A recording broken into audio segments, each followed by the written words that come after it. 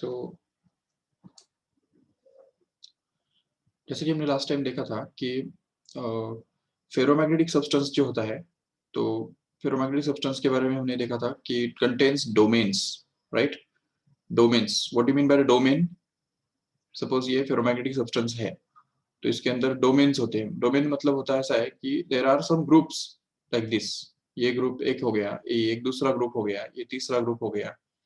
ऐसे अलग अलग ग्रुप्स बनते हैं of any shape, random shape of any type in this way. Suppose ये इस टाइप के ग्रुप्स है, ये देखो ऐसे।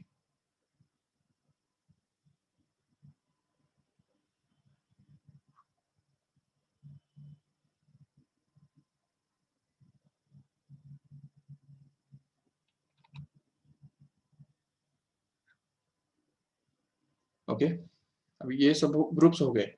इन ग्रुप्स को हम क्या बोलते हैं? डोमेन बोलते हैं, domain. What is the speciality of this groups is simply that एक ग्रुप जो है, इस ग्रुप के अंदर जितने भी सारे एटम्स रहेंगे उन सभी का डायपोल मोमेंट एक ही डायरेक्शन में होता है। ये दूसरा एटम, दूसरा ग्रुप है, उसके अंदर के सारे एटम्स का डायपोल मोमेंट एक ही डायरेक्शन में होगा, इस तरह से। तो इसके हिसाब से ये ग्रुप्स जो है वो अलग अलग बने हुए हैं। ये देखो ऐसे, सभी ग्रुप्स के अंदर जितने भी सारे एटम्स रहेंगे तो उनका डायपोल मोमेंट एक ही डायरेक्शन में होगा, और वही डायरेक्शन उस पूरे ग्रुप का डायरेक्शन कहलाएगा। इस पूरे ग्रुप का जो डायपोल मोमेंट है वो वही होगा जो उस ग्रुप के अंदर रहने वाले सभी एटम्स के डायपोल मोमेंट का डायरेक्शन होता है। ठीक है, और अभी रैंडमली क्या होता है ना कि ये सारे जो डायरेक्शंस है वो रैंडमनेस की वजह से अलग अलग होते हैं। चारों अलग अलग पॉसिबल डायरेक्शंस में जितने भी सारे डायरेक्शंस पॉसिबल है, उतने सारे डायरेक्शंस में ये ग्रुप्स या डोमेन्स रैंडमली डायरेक्टेड होते हैं normally due to the heating or due to the thermal energy which is already there in the atmosphere, and because of that these groups are randomly directed and there is no overall magnetic field or magnetic moment to this substance as a whole। पूरे substance को ऐसा कोई overall magnetism या कोई overall magnetic dipole moment नहीं होता है। ठीक है, तो ये सब हम समझ सकते हैं। but whenever this substance is kept inside an another magnetic field, suppose एक मैग्नेटिक फील्ड के अंदर अगर हम इसको रख देंगे, what happens is, so suppose ये मैग्नेटिक फील्ड है और इस मैग्नेटिक फील्ड के अंदर हमने ये ग्रुप, ये पूरा जो सब्सटेंस है फेरोमैग्नेटिक सब्सटेंस रख दिया। ठीक है, सो द ग्रुप्स और the domains whose direction is parallel to the magnetic field will grow in size। जैसे देखो यहाँ पे हम देख रहे हैं कौन से ग्रुप्स है जिनका डायरेक्शन इस मैग्नेटिक फील्ड को पैरेलल है। तो ये देखो ये वाला एक ग्रुप दिख रहा है, ये वाला एक ग्रुप है देखो। फिर वापस दूसरा जिनका डायरेक्शन पैरेलल है, थोड़ा बहुत पैरेलल है, ये वाला भी है, ये भी है, इवन ये भी है, इवन ये भी है, थोड़ा ये भी है। तो all these groups will just grow in size, and because of that we can see clearly that those groups will just increase their size। तो ये इस टाइप का जो ग्रुप है तो वो थोड़ा साइज में बढ़ गया इस तरह से। इवन ये देखो जिसका डायरेक्शन इस तरफ है तो वो वाले सारे ग्रुप्स जिनका डायरेक्शन इस डायरेक्शन में है वो थोड़ा बढ़ जाएंगे।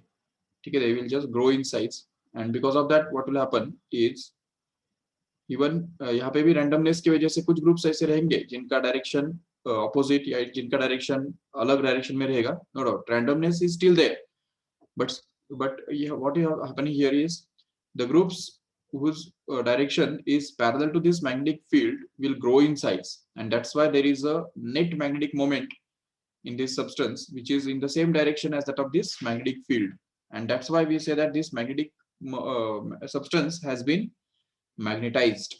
तो ये मैग्नेटाइज हो गया ऐसा बोलेंगे to some extent, no doubt. अभी और सपोज इसको अगर हम और थोड़ा अगर ज्यादा स्ट्रॉन्ग मैग्नेटिक फील्ड के अंदर अगर रखते हैं तो क्या होता है? If suppose we have kept this in the very very strong magnetic field like this, तो अगर बहुत ज्यादा स्ट्रॉन्ग मैग्नेटिक फील्ड अगर हम अप्लाई करते हैं तो क्या होता है कि all the groups will just have the same direction. That means ये जो सारे जो ग्रुप्स है ये इतना ग्रो होंगे जो उन सभी का जो डायरेक्शन है वो सेम ही बन जाएगा। ये देखो, ये ग्रुप का भी डायरेक्शन सेम इस तरफ है। ये देखो, इसका इस तरफ डायरेक्शन है, इसका भी डायरेक्शन इस तरफ ही है, इसका भी इस तरफ है, इसका भी इस तरफ है। That means all the domains will have their direction of magnetic moment parallel to the magnetic field, applied magnetic field.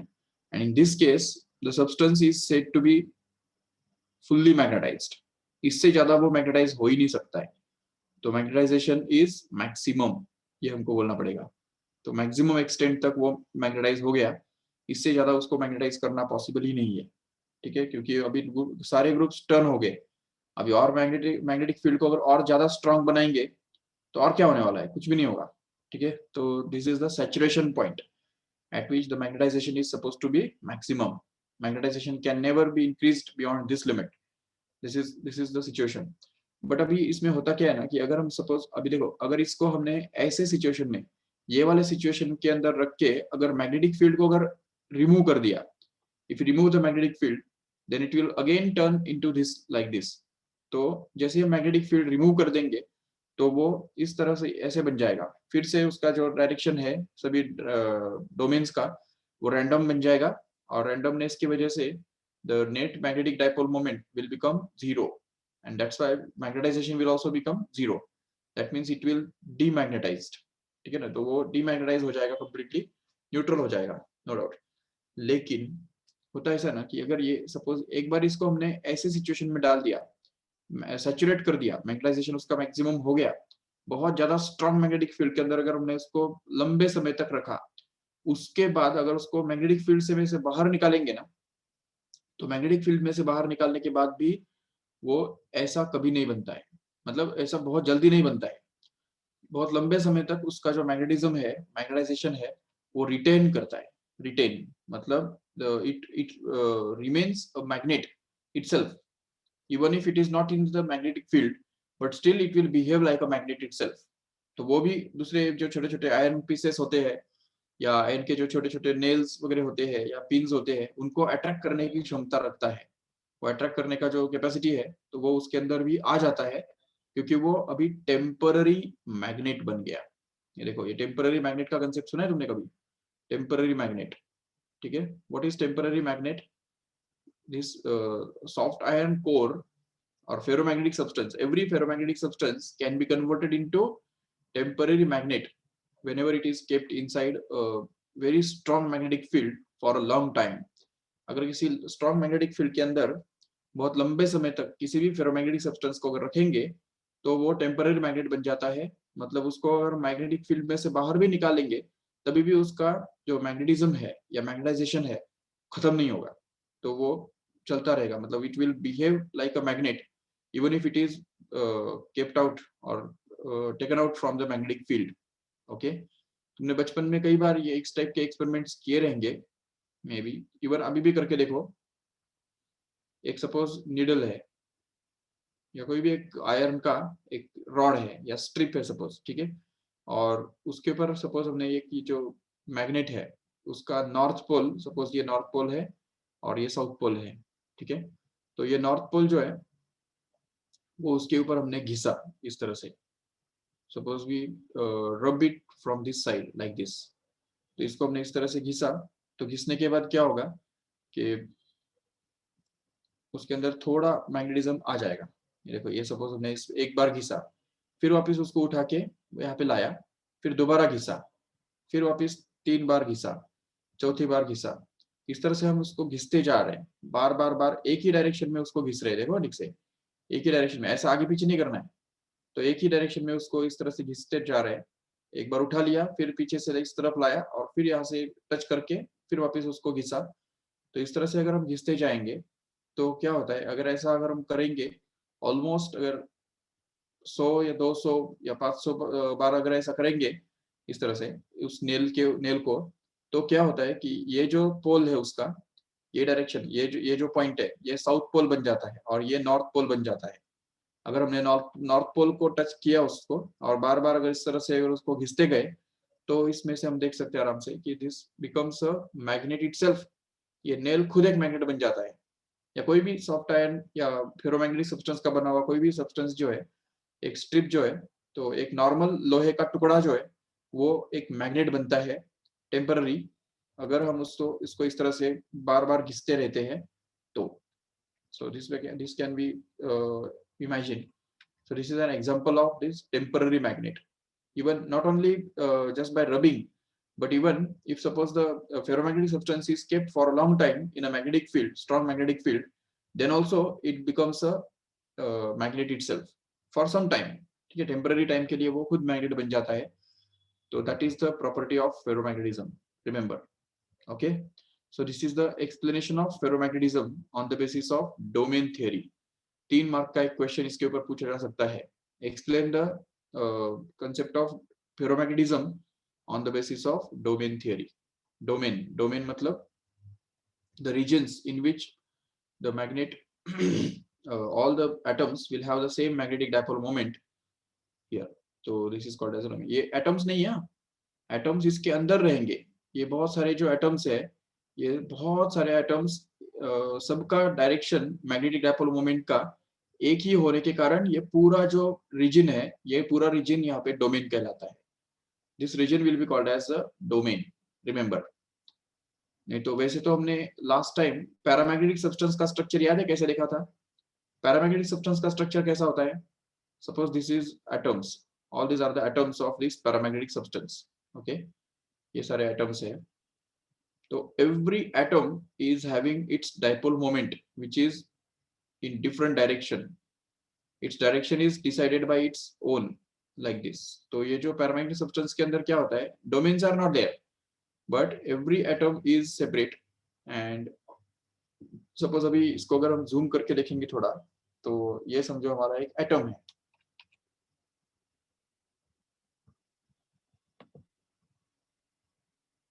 ये देखो,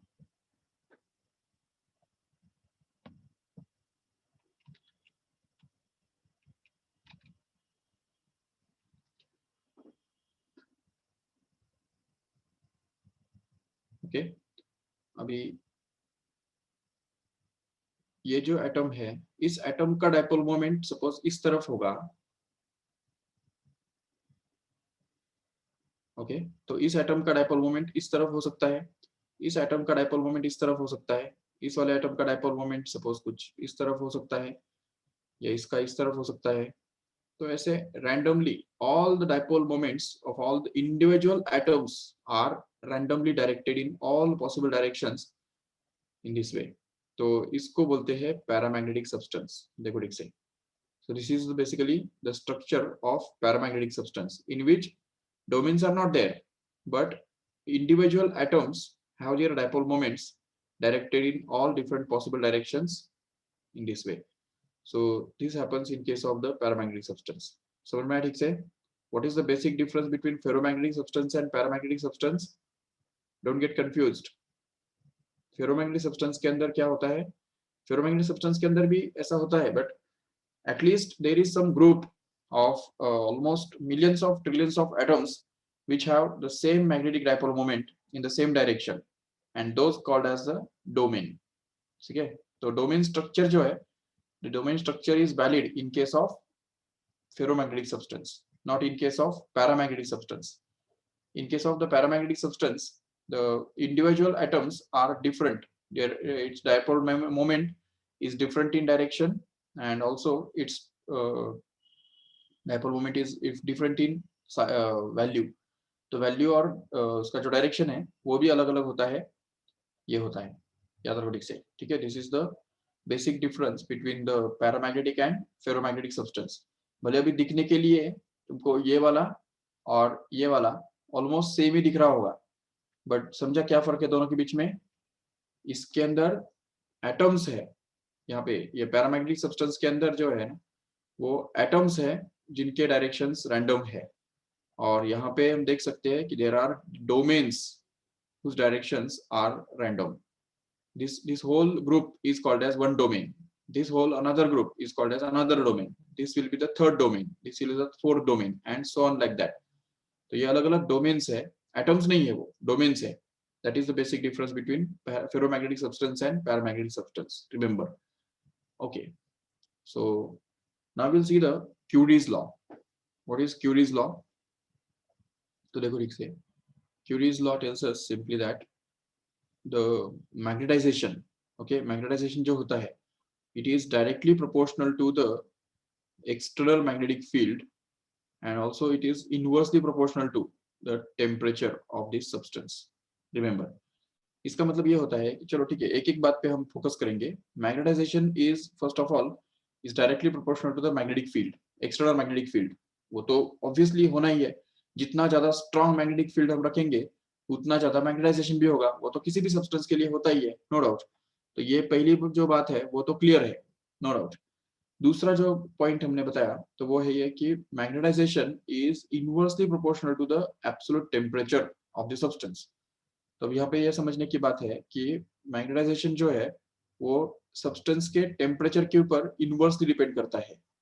व्हाट डज इट मीन? इसका मतलब ये होता है कि अगर टेम्परेचर बढ़ाया जाए तो क्या होगा, मैग्नेटाइजेशन कम होगा.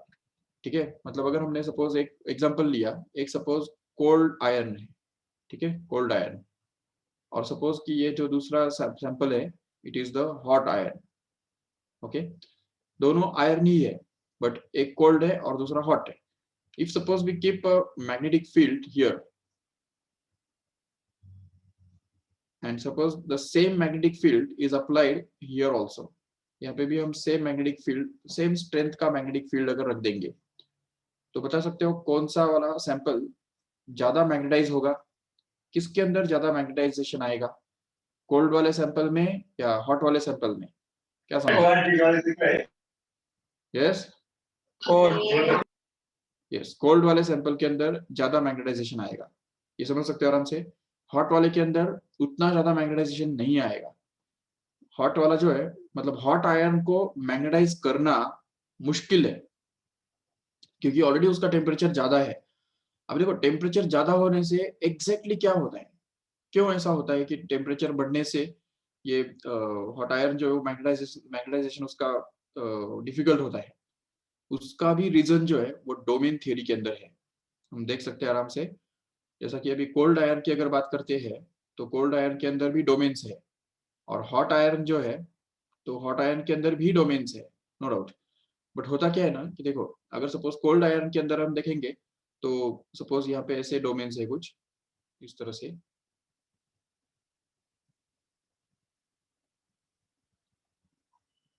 कौन सी भी शेप के हो सकते हैं वो. ओके, तो ये बन गया domain structure of a cold iron in which randomness is also there. तो रैंडमनेस तो है, नो डाउट. तो कोई डोमेन का डायरेक्शन इस तरफ, कोई का इस तरफ, कोई का इस तरफ होगा, नो डाउट. ठीक है, देखो ऐसे. तो लेकिन नंबर ऑफ डोमेन्स देखो कितने हैं, how many domains are there? 1 2 3 4 5 6 7 8 9, correct है. Only 9 domains are there. Yes, okay. So 9 domains है यहाँ पे. प्रैक्टिकली मैं एग्जांपल दे रहा हूँ सिर्फ, actually millions and trillions of domains are there in practice. But suppose अभी यहाँ पे 9 डोमेन्स है. अगर हम जैसे ही उसको हीट करते हैं तो हीट करने की वजह से उसका टेम्परेचर बढ़ता है, और टेम्परेचर बढ़ने की वजह से क्या होता है देखो कि atoms get the thermal energy, and because of this thermal energy what happens is the domains break in size, break in different parts. तो समझो कि यहाँ पे जो है ये डोमेन्स जो है वो ब्रेक हो जाते हैं. तो उसकी वजह से जैसे ही हम ये सब्सटेंस को हॉट हीट किया तो हीट करने की वजह से ये देखो ऐसे एक एक डोमेन जो है वो हो सकता है कि दो दो टुकड़ों में बढ़ जाए, और उसकी वजह से हो गया कि ऐसा कि नंबर ऑफ डोमेन्स जो है वो यहाँ पे बढ़ गए. देखो ठीक से दिख रहा है, number of domains slightly increases because of heating here. तो हीट करने की वजह से क्या हो रहा है कि नंबर ऑफ डोमेन्स थोड़ा बढ़ गया, क्योंकि एक एक डोमेन जो है वो अलग अलग टुकड़ों में बढ़ गया, और उसकी वजह से डोमेन स्ट्रक्चर जो है वो थोड़ा सा और ज्यादा रैंडम हो गया.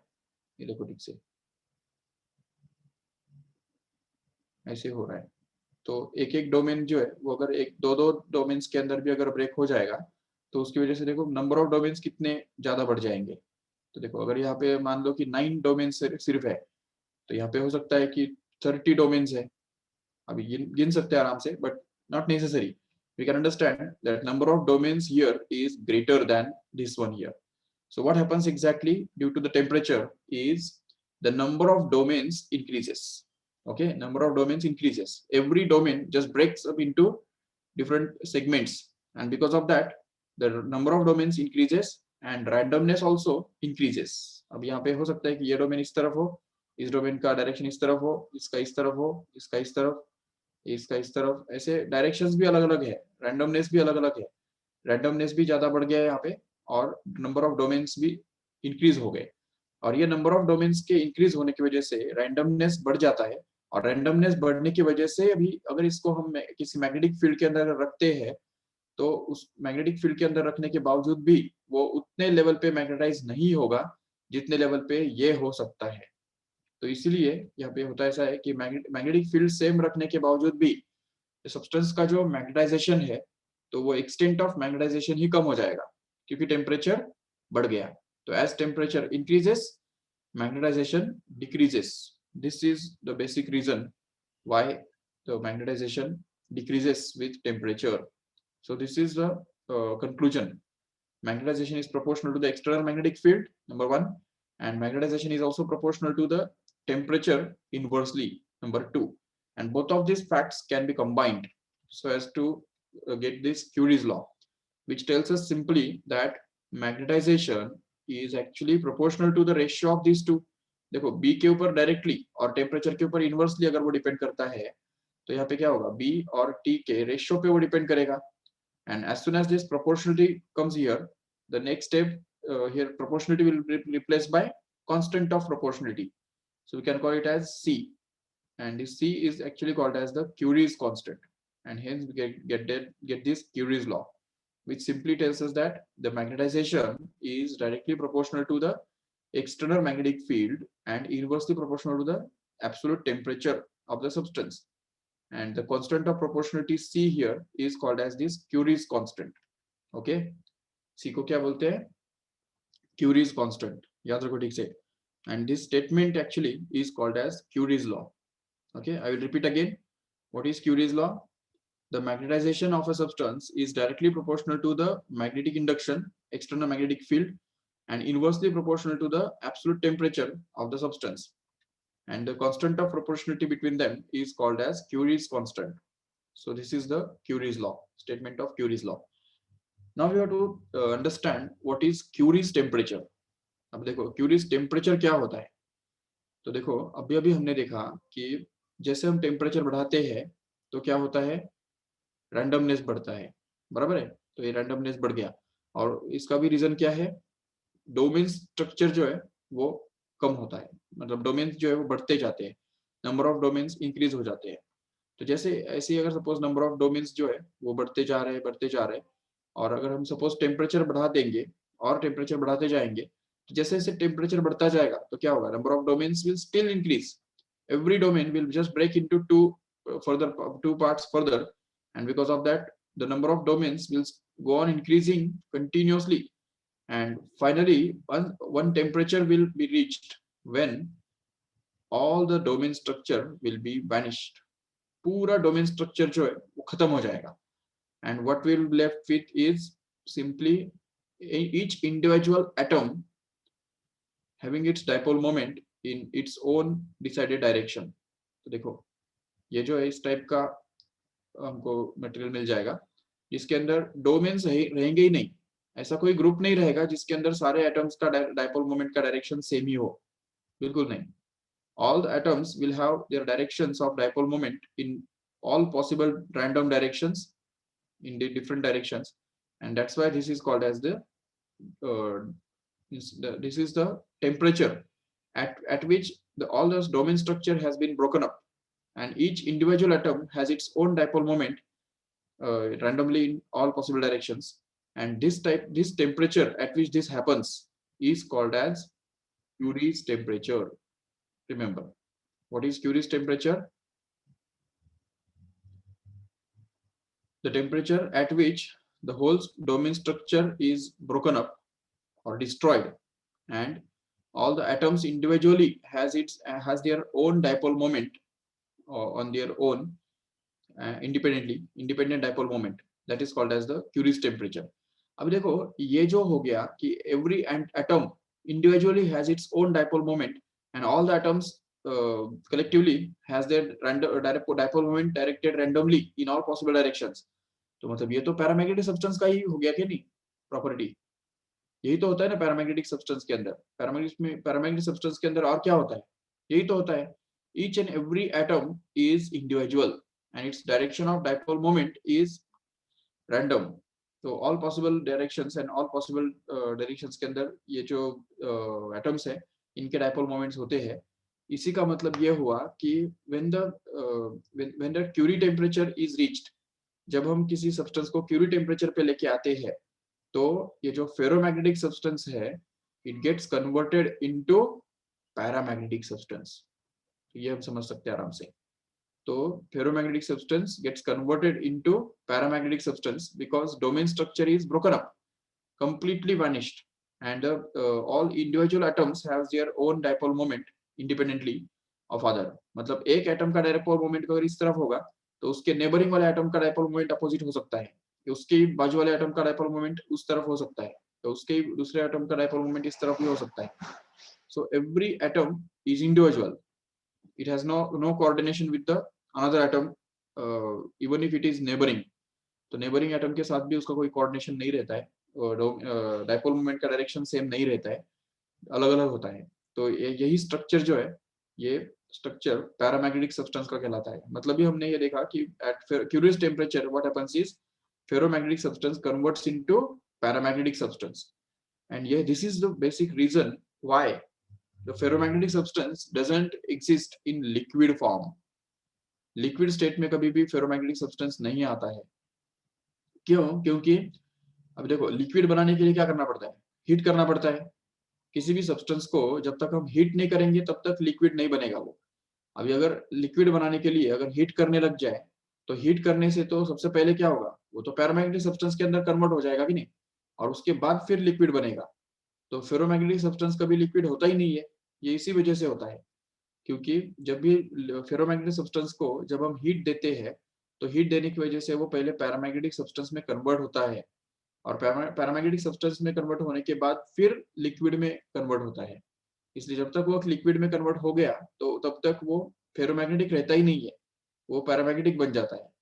क्योंकि उसके अंदर जो डोमेन स्ट्रक्चर था वो पूरा गायब हो गया और इंडिविजुअल एटम्स अलग अलग हो गए, और इसी वजह से कोई भी फेरोमैग्नेटिक सब्सटेंस कभी लिक्विड फॉर्म में नहीं रहता है, हमेशा वो सॉलिड फॉर्म में ही रहता है। तो ये बात अच्छी तरह से याद रख लो, ठीक है। Now we will just compare. अच्छा, तुमको अगर स्क्रीनशॉट लेना है इसका तो ले लो फटाफट।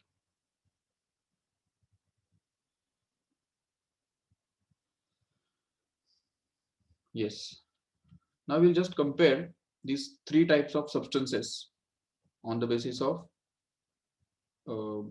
different criteria like magnetization और relative permeability और फिर magnetic susceptibility and permeability itself। okay, see here उसके लिए लेकिन सबसे पहले हमको कुछ इक्वेशंस याद रखना जरूरी है, जैसे कि जो हमने ऑलरेडी प्रूव किए हैं, बट फिर भी एक बार जस्ट कंपैरिजन के लिए हमको वो लगेंगे। तो जैसे हमने देखा है ऑलरेडी कि मैग्नेटाइजेशन इज एक्चुअली काई इंटू एच, याद है ये बात, ठीक है, काई इंटू एच, ये हमने देखा ऑलरेडी। दूसरा एक इक्वेशन हमने देखा है यहाँ पे कि अब भी जो देखा मैग्नेटाइजेशन का और एक फॉर्मूला, जो कि magnetization is always equal to C, that is Curie's constant into magnetic induction upon temperature। Okay, ये भी हमने देखा। तीसरा हमने एक और एक फॉर्मूला देखा इस चैप्टर के अंदर, जो कि काय the relationship between the magnetic susceptibility and magnetic permeability, relative permeability। याद है, what is relative permeability? Mu r is equal to 1 plus chi, याद है कि नहीं, 1 plus chi। यस, ये एक हमने देखा। और इससे भी आगे जाके रिलेटिव परमेबिलिटी जो होता है, तो वो हमने बताया था कि relative permeability is going to be the ratio of what, relative permeability is the ratio of the permeability of the substance to the permeability of the air or vacuum. Okay, so this is the relationship between relative permeability and permeability basically. इसको ही हम ऐसा भी लिख सकते हैं, permeability of any substance can be written to be equal to the permeability of air or vacuum into relative permeability of that medium. Okay, ये भी एक फॉर्मूला हमारे पास है ऑलरेडी। और जैसा कि हम जानते हैं कि मैग्नेटिक इंडक्शन जो है,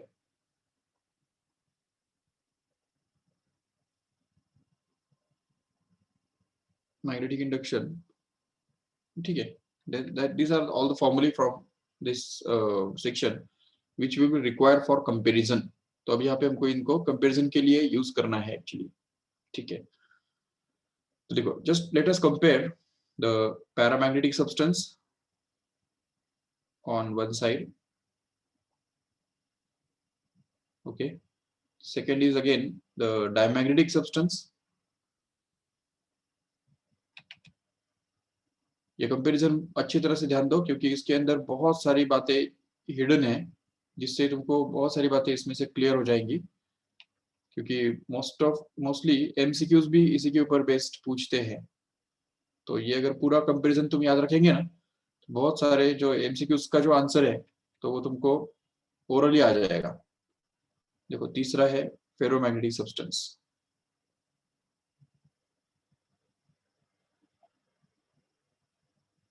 ओके, तो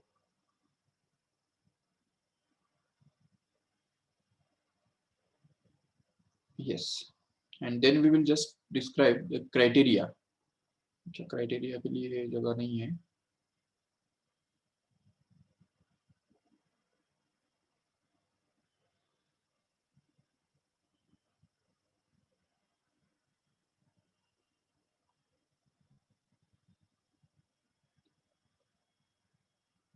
Yes, here we will see this criteria.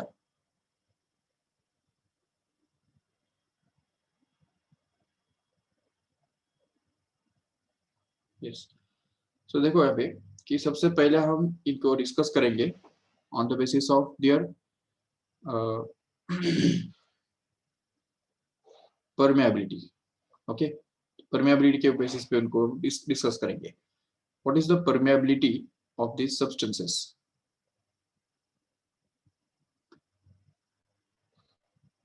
और काय जो होता है, काय के बेसिस पे भी हम उसको ये कर सकते हैं, कंपेयर कर सकते हैं। काय मतलब क्या है यहाँ पे? रिलेटिव परमेबिलिटी, बराबर है ना? ठीक है, तो काय के बारे में क्या बोल सकते हैं? What is paramagnetic substance? अभी पैरामैग्नेटिक सब्सटेंस का जो काय है, अभी काय मतलब पता है ना क्या होता है? It is the constant of proportionality between the magnetic intensity and magnetization actually. तो कितना मैग्नेटाइजेशन करने से कितना मतलब कितना मैग्नेटिक इंटेंसिटी रखने से कितना मैग्नेटाइजेशन होता है, तो वो डिसाइड करता है ये वैल्यू काय, बराबर है? ठीक है, तो अभी देखो इसमें होता क्या है ना कि अगर पैरामैग्नेटिक सब्सटेंस के बारे में हम देखते हैं, तो पैरामैग्नेटिक सब्सटेंस जो है तो it is always weekly attracted by the magnetic field, correct है? तो यहाँ पर हम इसको वर्ड्स में भी लिख देंगे चाहिए तो, क्योंकि तुमको याद रहेगा नहीं रहेगा। So it will B weekly attracted, okay, by the magnetic field obviously, and here diamagnetic substance is one which is actually weakly repelled, okay, by the magnetic field, no doubt. and तीसरा जो है ferromagnetic substance, उसका speciality क्या होता है? it is strongly attracted, okay, very very strongly attracted. yes, तो ये एक क्राइटेरिया हो गया उनके हम पे कंपैरिजन करने का, करेक्ट है? यस, चलो ठीक है। दूसरा फिर जो है, दूसरा क्राइटेरिया उनका ये है कि उनका जो मैग्नेटाइजेशन है, मैग्नेटाइजेशन, अब देखो ये अगर वीकली अट्रैक्टेड होता है तो इसका रीजन क्या है कि it's magnetisation is positive, okay, positive होता है उसका मैग्नेटाइजेशन, क्योंकि वो मैग्नेटाइज उसी डायरेक्शन में होता है जिस डायरेक्शन में मैग्नेटिक फील्ड है। मतलब मान लो कि ये पैरामैग्नेटिक सब्सटेंस है और हमने मैग्नेटिक फील्ड इस तरफ अप्लाई किया, तो उसके अंदर जो मैग्नेटाइजेशन है वो भी इसी डायरेक्शन में आएगा, बराबर है? तो इसलिए उसको हम बोलेंगे magnetisation is positive. But in case of diamagnetic substance it's not that, The diamagnetic substance gets magnetized in the opposite direction to that of the magnetic field. तो मैग्नेटिक फील्ड इस तरफ होगा, लेकिन उसका जो मैग्नेटाइजेशन है वो अपोजिट डायरेक्शन में होता है, और अपोजिट डायरेक्शन होने की वजह से उसको हम बोलेंगे इट इज नेगेटिव. तो magnetization is positive and small also. Okay, small. Small क्यों? क्योंकि हम बोल सकते हैं यहाँ पे कि it is weakly attracted, right? तो वीकली का मतलब ही क्या है? Magnetization will be to very small extent, no doubt. And here it is weakly repelled. तो वीकली रिपेल्ड का मतलब क्या है? Its magnetization is small in extent, but direction is opposite, and that's why we can say that mz is going to be negative and small also. Small तो है, but वो negative है, ये इस तरह से. और तीसरा हम बात करेंगे फेरोमैग्नेटिक सब्सटेंस के बारे में. तो पता चलता है उसका जो मैग्नेटाइजेशन है वो एक्चुअली पॉजिटिव तो होगा, नो डाउट, लेकिन पॉजिटिव में भी बहुत ज्यादा होगा. तो पॉजिटिव भी है and it is very high. Okay, it's going to be very high.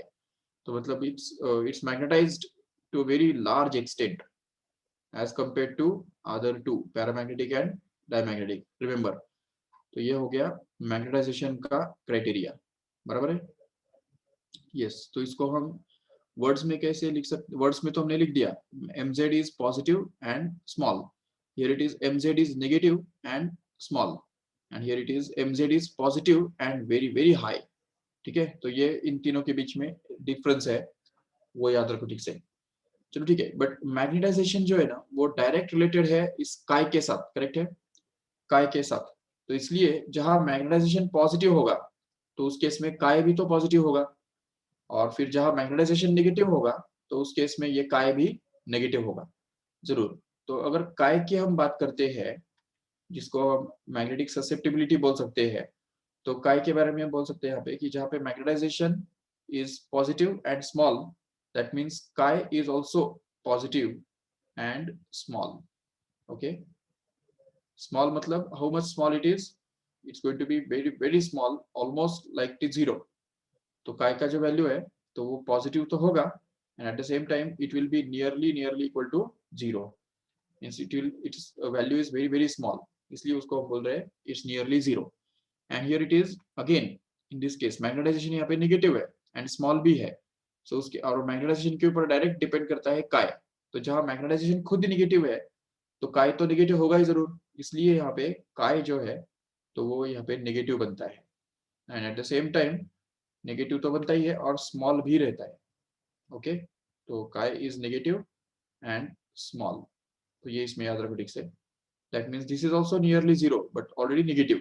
Okay, तो chi is going to be between -1 and 0, and here it is 0 to 1. Okay, and here in this case we can see that this chi is very high and positive also. तो यहाँ पे जहाँ पे magnetization is positive है तो काय तो positive रहेगा ही जरूर, और जबकि मैग्नेटाइजेशन ज्यादा है तो काय भी बहुत ज्यादा रहेगा, बिल्कुल. तो इसलिए यहाँ पे हम बोलेंगे काय is positive and at the same time it's very high. तो हाई भी है और पॉजिटिव भी है, तो इसको हम बोल सकते हैं कि काय इज एक्चुअली ग्रेटर देन 1. ठीक है, सब्सटेंस का जो काय है वो 1 से बड़ा होता है, याद रखो ठीक से. It's actually too much greater than 1. 1 तो उसके लिए इतना छोटा है जो ऑलमोस्ट ना के बराबर है. So it is very greater than 1. Okay, तो ये बात याद रखो ठीक से. And in this case this काय इज वेरी स्मॉल देन 1, ऐसा भी बोल सकते हैं. Chi is going to be less than 1, but positive at least. And here it is chi is just less than -1. तो ये सॉरी greater than -1. मैग्नीट्यूड में मतलब इसका जो वैल्यू है फॉर एग्जांपल -0.1 ऐसा हो सकता है, या -0.02 या -0.05 ऐसा हो सकता है, या माइनस ऑफ 0. सपोज 0023 ऐसे टाइप के हो सकते हैं उनके वैल्यूज. ठीक है, काय का जो वैल्यू है वो नेगेटिव भी होगा और छोटा भी होगा. But in this case, in case of the ferromagnetic substance, the value of काय इज लाइक 500 और मे बी 750, और हो सकता है कि 8 and 57 लाइक दैट. इतने बड़े बड़े काय के वैल्यूज होते हैं, याद रखो ठीक से. this chi is so large that 1 is very small for it, and here chi is so small that it is just negligible as compared to 1 here. तो 1 is very large for it. तो ये तीसरा criteria हमारे पास हो गया काय के बारे में. चलो ठीक है, अगला हम देखेंगे यहाँ पे कि चलो ठीक है, काय तो हमको पता चल गया, कभी पॉजिटिव होता है, कभी नेगेटिव होता है, और कभी बहुत ज्यादा बड़ा भी होता है. ठीक है, अभी यहाँ पे हम देखेंगे म्यू आर के बारे में. म्यू आर मतलब क्या है यहाँ पे? Mu R is going to be the relative permeability, correct है? यस. तो रिलेटिव परमेबिलिटी के बारे में क्या बोल सकते हैं? ऑलरेडी हमारे पास ये इक्वेशन है, देखो, mu R is equal to 1 plus chi, right है? तो म्यू आर के बारे में यहाँ पे क्या बोल सकेंगे कि जब ये काय जो है, वो काय अगर हम यहाँ पे डाल देंगे, इधर पॉजिटिव तो है वो काय, तो इसलिए फिर 1 प्लस पॉजिटिव नंबर क्या बनता है? तो वो 1 से बड़ा बनता है. तो इसलिए हम बोल सकते हैं यहाँ पे कि mu R is actually going to be greater than 1. Okay, greater than 1. So relative permeability is going to be greater than 1 in case of paramagnetic substance.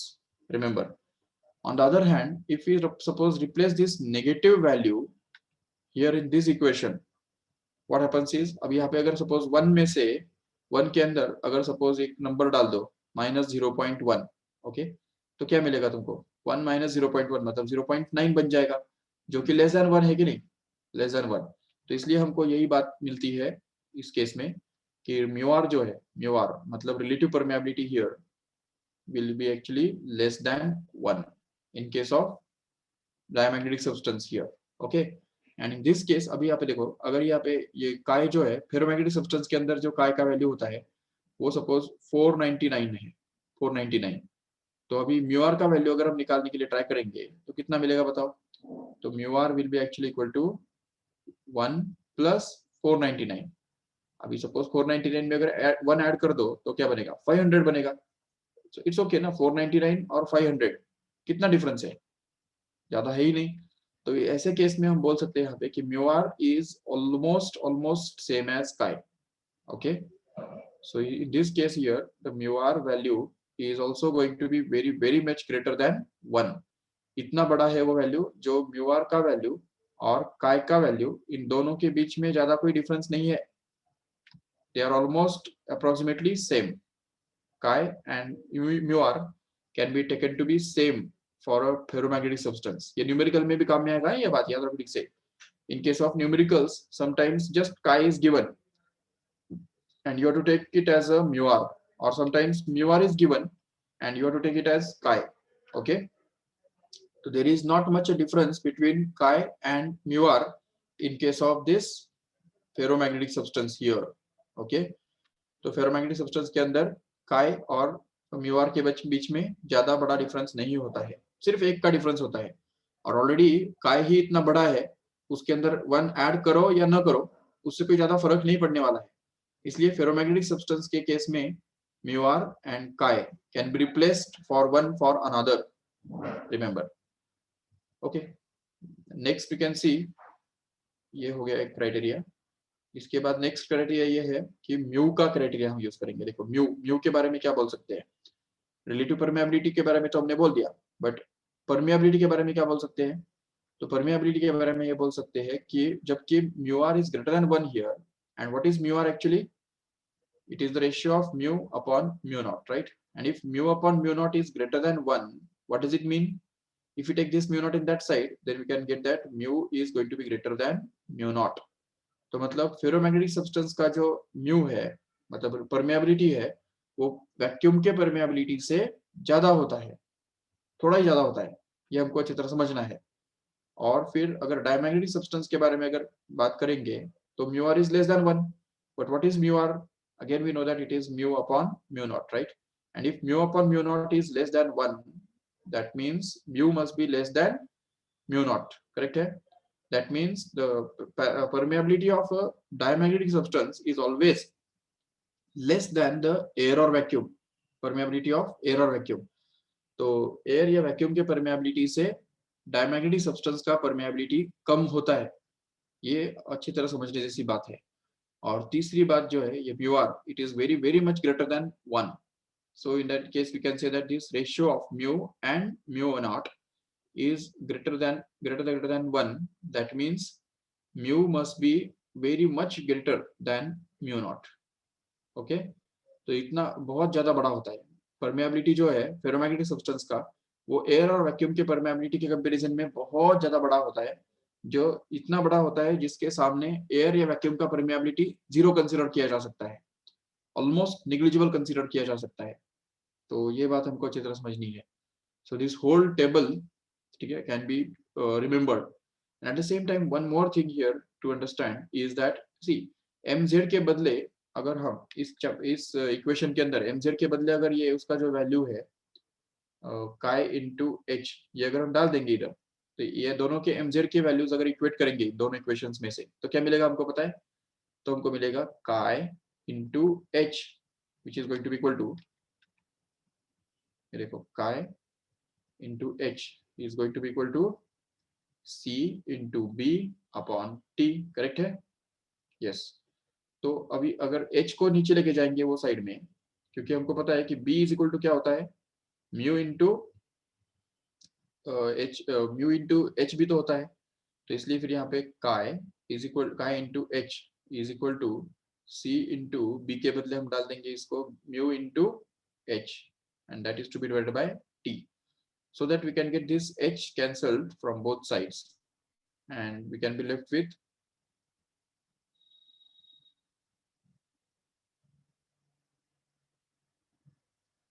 तो देखो ठीक से, तो अब यहाँ पे h को अगर कैंसिल कर देंगे तो हमको क्या मिलेगा, तो हमको मिलेगा chi is actually going to be equal to mu times of c upon t, which clearly shows that this chi also depends inversely on the absolute temperature, correct है? ये chi का जो वैल्यू है वो एब्सोल्यूट टेम्परेचर के ऊपर inversely depend करता है।